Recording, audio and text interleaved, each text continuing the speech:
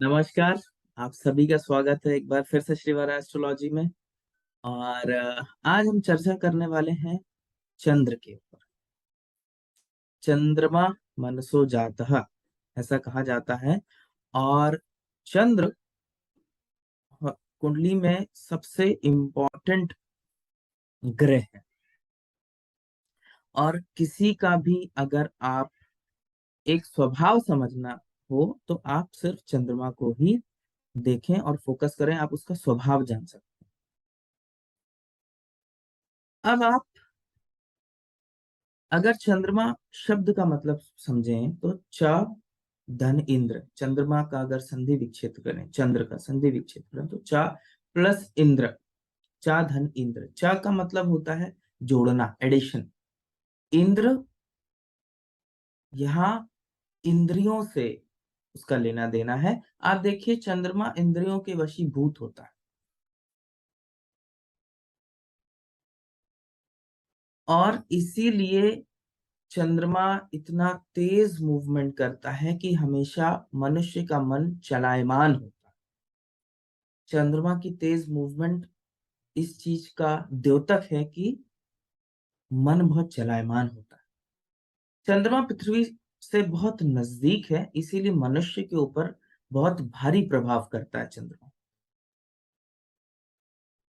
आप देखिए कि ज्वार बाटा भी चंद्र के मूवमेंट्स पे ही आता है।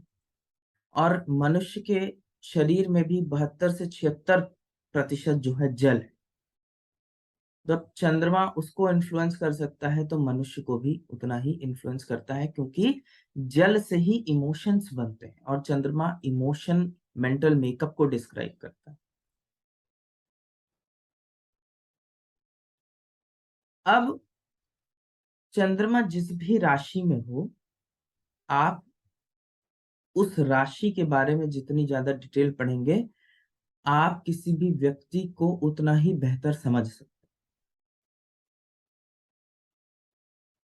चंद्रमा को वैसे तो कोई तत्व नहीं दिया गया, लेकिन वो जल तत्व एक सेकेंडरी, उसका जो रूलरशिप है वो जल तत्व का। रूलरशिप नहीं कह सकते, लेकिन जल तत्व उसका एक एक एक इम्पोर्टेंट सब्जेक्ट मैटर है।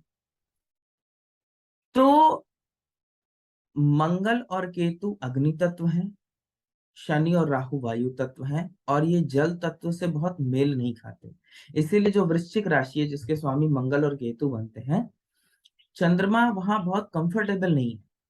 इसी तरीके से कुंभ राशि में भी बहुत कंफर्टेबल प्लेसमेंट नहीं रहती है, बहुत प्रेशर रहता है। और अगर खासकर शनि या राहु बैठ गए तो बहुत प्रेशर बना देते हैं चंद्रमा पर।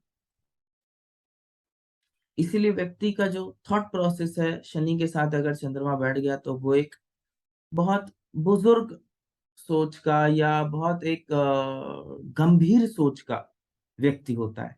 वैसे आप देखेंगे कि ये बहुत गहराई से सोचते हैं ऐसे व्यक्ति, लेकिन शनि की डिग्निटी बहुत अच्छी होना चाहिए। अब जिस भी राशि में चंद्र है, अगर आप उसको देखें, उस राशि के स्वामी को देखें, तो उसे हम शुभपति कहते हैं। शुभ, जो अच्छे फल देने वाला हो, पति, स्वामी, वो ग्रह शुभपति होता है और उसको स्टडी करना बहुत जरूरी है। शुभपति की डिग्निटी बताती है कि आदमी का थॉट प्रोसेस हाई लेवल का है या लो लेवल का। अगर शुभपति उच्च का हो तो ऐसे व्यक्ति बहुत हाई थॉट प्रोसेस के होते हैं। मान लीजिए कि वो शनि की राशि में, मकर में है और शनि उच्च का है, तो बहुत गहराई होगी, बहुत फिलोसॉफिकल सोच होगी ऐसे व्यक्तियों की। ठीक है। तो इस तरीके से हम चंद्रमा को समझते हैं। अब चंद्रमा इसलिए भी बहुत इंपॉर्टेंट है कि चंद्रमा को आप देखिए, ऋषि मुनियों ने अनाफ और सुनाफ और दुर्धरा योग बताए हैं चंद्र के। तो अगर चंद्रमा से सेकंड हाउस में, चंद्रमा से द्वितीय भाव में कोई ग्रह बैठा है, तो वो देखिए आपके प्रोफेशन के ऊपर बड़ा जबरदस्त असर करता है। और चंद्रमा से 12वें भाव में आप अपने